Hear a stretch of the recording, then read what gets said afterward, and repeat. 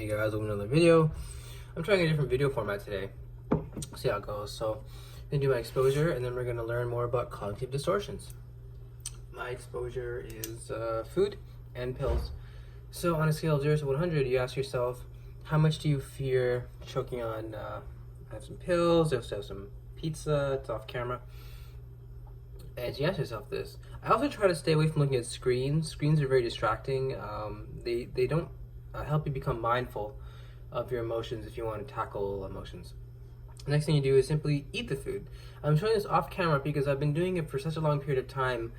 I don't feel necessary to capture it every time. I'm simply doing this to show people how exposures are done, and more importantly, how exposures can help people who have anxiety. So you're gonna eat this now. I'm gonna let my anxiety. It's really like, I think I'm happy enough to not even grade my anxiety anymore. Like, it's been 0 for months. I mean, yeah, it's a 0, you know. So you take your pill.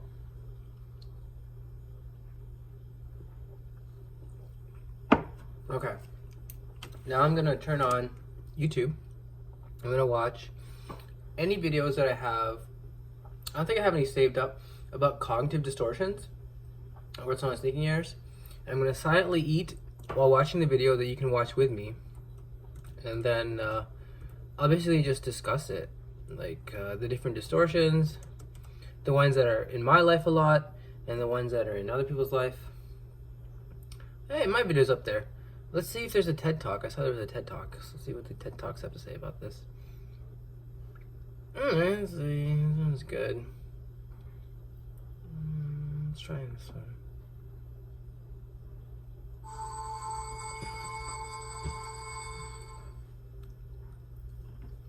Hi everyone. Gosh, I wish I could dance, but I can't and you really don't want me to. So instead, I thought I would talk a little today about how people think. I'm fascinated by this question. I'm a social psychologist, which basically means I'm a professional people watcher. So this is what I do.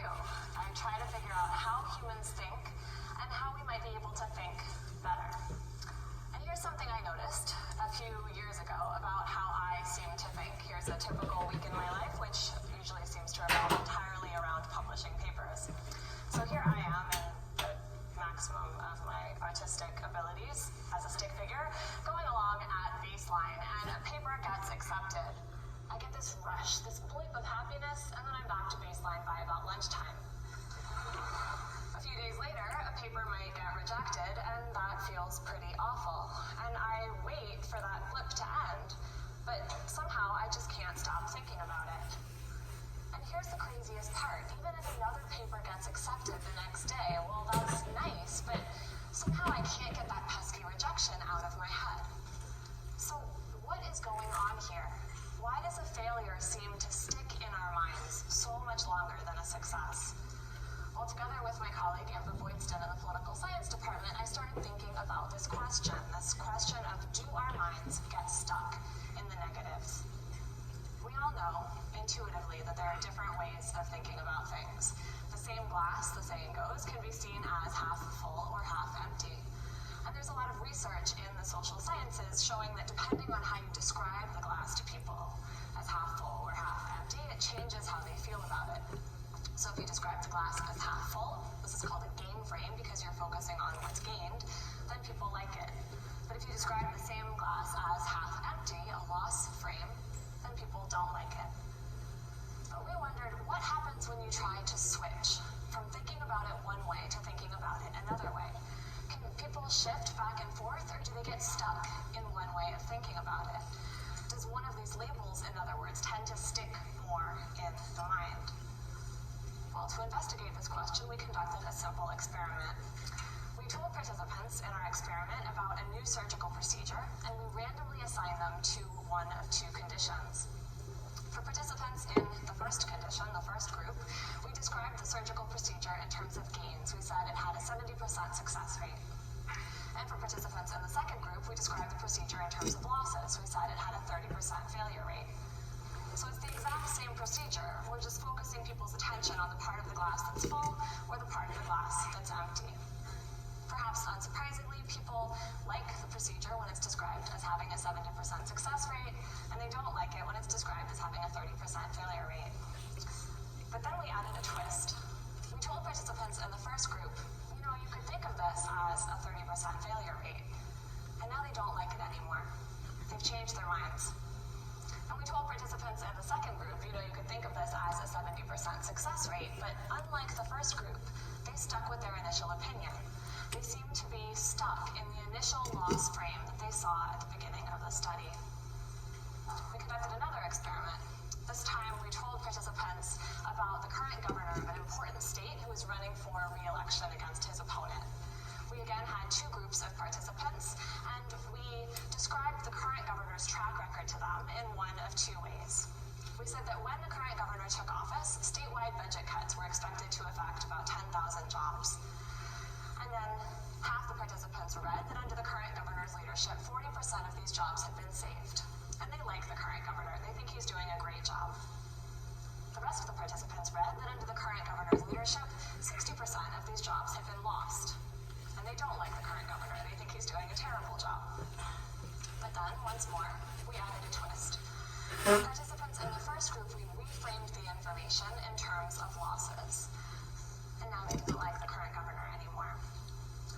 And for participants in the second group, we reframed the information in terms of gains. But just like in the first study, this didn't seem to matter. People in this group still didn't like the current governor. So notice what this means. Once the loss frame gets in there, it sticks. People can't go back to thinking about jobs saved once they thought about jobs lost. So in both of these scenarios, actually, the current governor gets ousted in favor of his opponent. Well, at this point, we were getting curious. Why does this happen? Could it be that it's actually mentally harder for people to convert from losses to gains than it is for them to go from gains to losses? So we conducted a third study to test how easily people could convert from one frame to another. This time, we told participants, imagine there's been an outbreak of an unusual disease and 600 lives are at stake. And we asked participants in one group, if 100 lives are saved, how many will be lost? And we asked participants in the other group, if 100 lives are lost, how many will be saved? So everyone just has to calculate 600 minus 100 and come up with the answer of 500. But whereas people in one group have to convert from gains to losses in order to do that, people in the second group have to convert from losses to gains. We timed how long it took them to solve this simple math problem. And what we found was that when people had to convert from gains to losses, they could solve the problem quite quickly. It took them about 7 seconds on average. But when they had to convert from losses to gains, well, now it took them far longer, almost 11 seconds. So this suggests that once we think about something as a loss, that way of thinking about it tends to stick in our heads and to resist our attempts to change it. What I take away from this research and from related research is that our view of the world has a fundamental tendency to tilt toward the negative. It's pretty easy to go from good to bad, but far harder to shift from bad to good. We literally have to work harder to see the upside of things. And this matters. So think about the economy. Here's economic well-being from 2007 to 2010. And you can see it tanked, just like we all remember, and then by late 2010, it had recovered by most objective measures. But here's consumer confidence over the same time period. You can see it tanks right along with the economy, but then it seems to get stuck. Instead of rebounding with the economy itself, consumers seem to be psychologically stuck back there in the recession. So oddly then, it may take more effort to change our minds about how the economy is doing than to change the economy itself. On a more personal level, what this research means to me is that you have to work to see the upside. Literally, this takes work. This takes effort. And you can practice this. You can train your mind to do this better. There's research out of UC Davis showing that just writing for a few minutes each day about things that you're grateful for can dramatically boost your happiness and well-being and even your health. We can also rehearse good news and share it with others. We tend to think, right, that misery loves company, that venting will help get rid of our negative emotions, that we'll feel better if we just talk about how terrible our day was. And so we talk, and we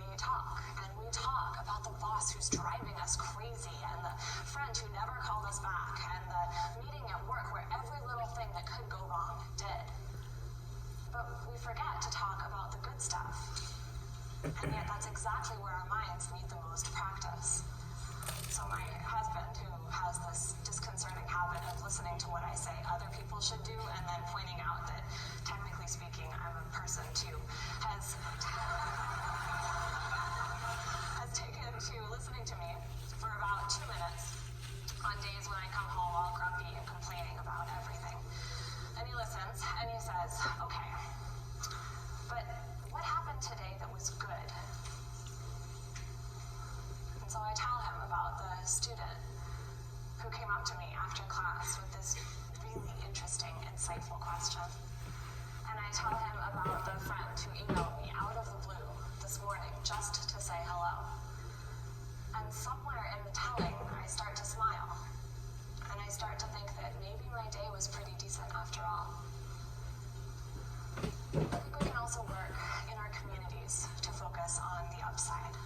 We can be more aware that bad tends to stick. One mean comment can stick with somebody all day, all week even. And bad tends to propagate itself, right? Somebody snaps at you and you snap back, and you snap at the next guy too. But what if the next time somebody snapped at you, you forgave them? What if the next time you had a really grumpy waitress, you left her an extra large tip? Our minds may be built to look for negative information and to hold on to it. But we can also retrain our minds if we put some effort into it and start to see that the glass may be a little more full than we initially thought. Thank you. So that's Allison Ledgerwood, who apparently has a TED Talk that basically talks about this cognitive distortion known as negative filtering. Right? She goes over how basically people, when they have to look at things from a negative point of view, it will be what did you say? It will be more difficult for them to look at things truthfully. When people are looking at things more positively, it's actually easier for them to look at things more truthfully, right? She gave an example in the video of someone having to calculate, for example, let's say there's a new virus, there's a new vaccine, and let's say there's two groups of people. One of them has to calculate how many people would get saved from the vaccine, which would be, right, 600 minus, right, about 100 who are probably going to not get saved, so that's 500. The other group is going to have to do the exact opposite, calculate how many people are going to die from the disease. It's the same number, 600 people minus 100, and so the number would be, wouldn't it be 100? Well, let's go back, because that was a very interesting example. I want to go back and look at it as to how people look at things negatively, even though it's the same set, it's the same data set. So I'm actually going to go back to this again. Does one of these labels, in other words, tend to stick more in the mind? Well, to investigate. Right, the lost frame. So, And now they don't. if you look at this, the first group, right? Let's look at my example. This is the same thing. She did another example. We added a twist. Or was it the first example? It was the first example, sorry. See, it's the same data set. It's just looked at differently. If you can see here, it's the same data set.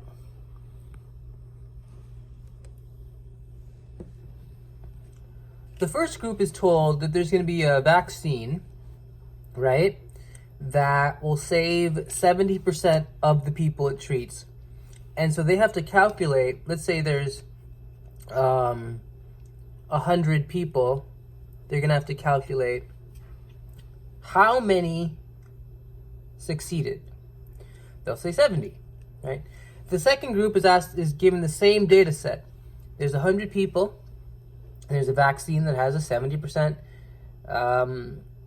success rate. The only difference is they're told first, though, that the vaccine, another way of looking at it is that the vaccine has a 30% failure rate. So they say there's a vaccine that has a 30% failure rate, right?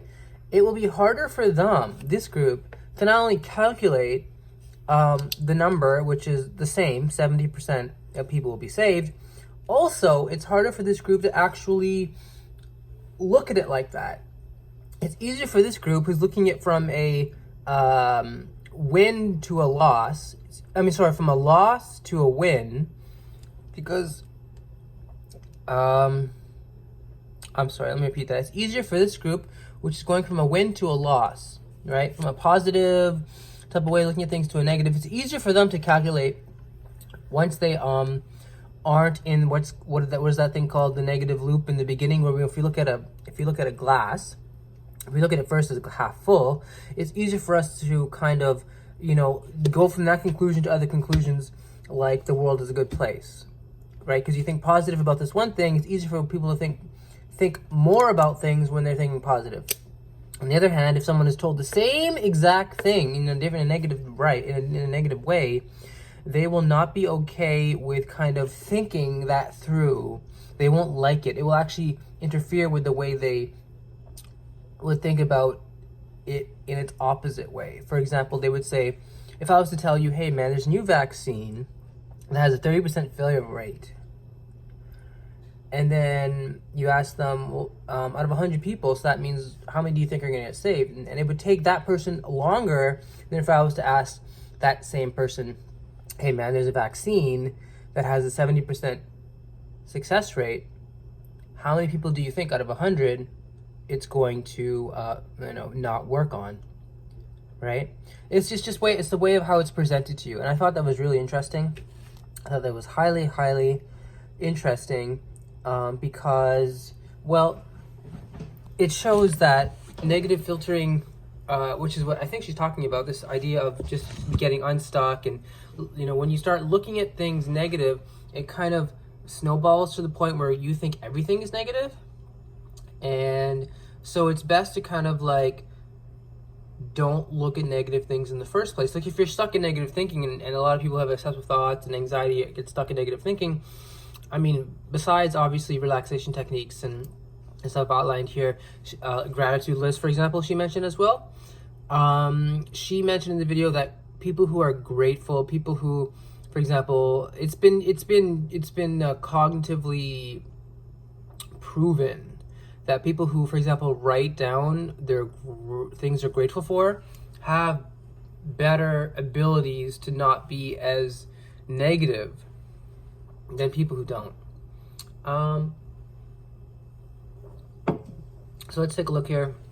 I just want to go through a little bit more of this. Participants in the second group, you could think of this as a 70% success rate, but unlike the first group, they stuck with their initial opinion. Right? It all depends on what the initial opinion is. If you're given an initial opinion that's positive, it'll be easier for you to have another opinion that's the same kind of way of looking at the thing, just negatively. If you come at it in a negative way in the first place, though, then it'll be harder for you to look at things in a positive light. So that's why it's really good to understand that more than likely when you're experiencing anxiety, the thoughts you're feeling, the feeling that I'm not worthless. I'm worthless. No one loves me. I'm wrong, and I'll never do anything right, and I should have went back to school or whatever. All these thoughts you have. If you start off with the positive thoughts, you'll realize that your negative thoughts won't be as there, right? If you start off all negative though, and then wake up and say, oh, it's all gonna suck, more than likely it's gonna be harder for you later on in the day or in your life or whatever to realize there are positive things happening in your life. And there are positive things happening in everyone's life on a daily basis. We just don't notice them because we filter. Like she mentioned this later. She says she was complaining to her husband, like everyone does this, right? When they come home, they complain about their lives. And so her husband was like,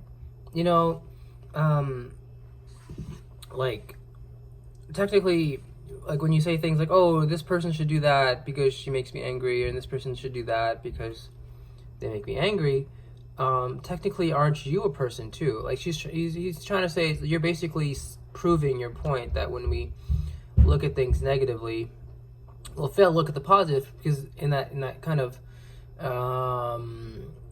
same conversation, her husband asked her, what were the good things that were happening in her life? And then she said, oh yeah, I remember there was like this student who came up to me and asked me this really poignant question.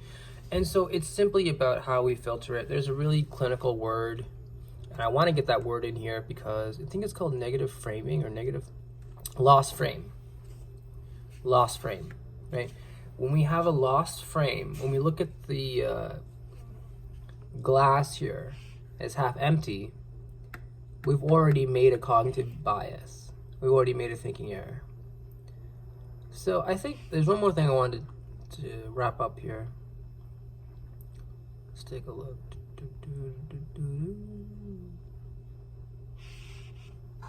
Yeah, this. What I take away from this research and from related research is that our view of the world has a fundamental tendency to tilt toward the negative. So we are, as Les Brown would say, we are born negative. The world we live in is a very negative world. And so when we are introduced to that through